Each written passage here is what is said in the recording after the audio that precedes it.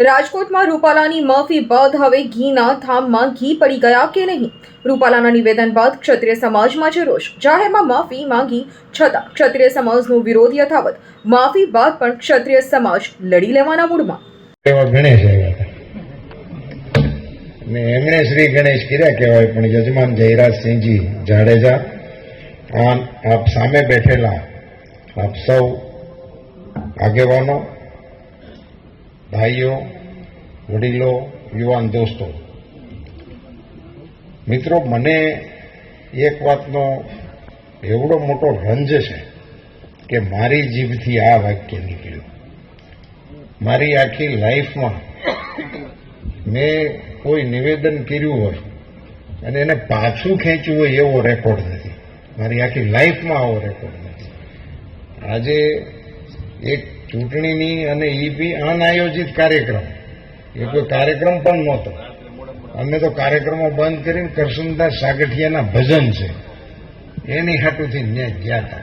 એવો કાર્યક્રમ એ કાંઈ કામનો નહોતો.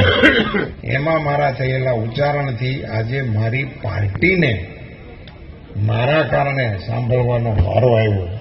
જયરાજસિંહજી, એનીથી મોટો અફસોસ કે દુઃખ બીજું કોઈ વાતનું નથી. હું મારા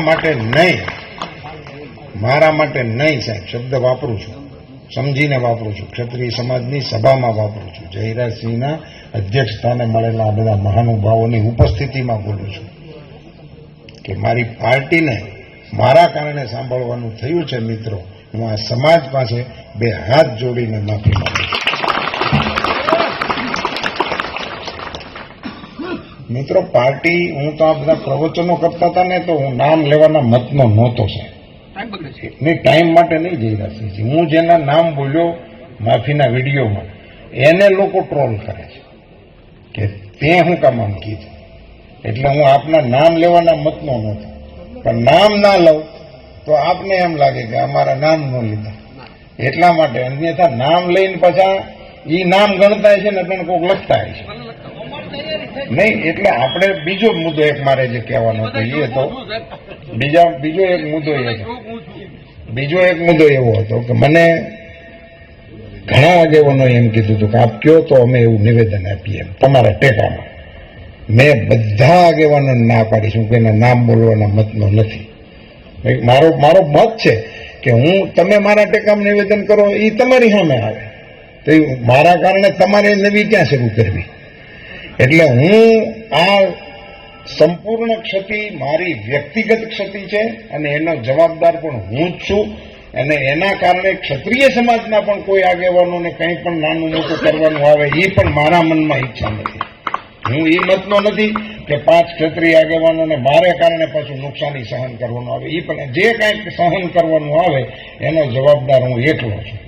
એ હું આ તમારી સભાની અંદર સ્વીકારવા તૈયાર છું. કોઈ નહીં, મારી તરફેણમાં આવ્યા છે એને હું ધન્યવાદ આપું છું અને અભિનંદન આપું છું. પણ હું એમને લાયબિલિટી ન ગણવા માટે હું સમગ્ર દેશના ક્ષત્રિય સમાજને વિનંતી અને અપીલ કરું છું. અમારા સમર્થનમાં જે આવ્યા છે મારા મનાવીને આવેલા નથી કે અમે એમને કાંઈ સમજાવ્યું હોય ને કંઈ અંડર ટેબલ કર્યું હોય ને આવેલા નથી. એ પ્રેમથી અને ભાવથી એમણે અમને આ યોજના બનાવીને એ બોલાવ્યો. પુનશ્ચ જયરાજસિંહભાઈ, હું આપનો આભારી છું કે આપે એક ક્ષત્રિયને સાંજે એ પ્રકારે આ પ્રશ્નની અંદર રસ લીધો, આ પ્રશ્નનો ઉકેલ લાવવા માટેનો આપે પ્રયાસ કર્યો. એ માટે હું અંતઃકરણપૂર્વક આપનો આભારી પણ છું, આપને ધન્યવાદ પણ પાઠવું છું. અને પાર્ટીનો એક વરિષ્ઠ આગેવાન હોવાના નાતે પાર્ટી વતી પણ આપને અભિનંદન આપું છું.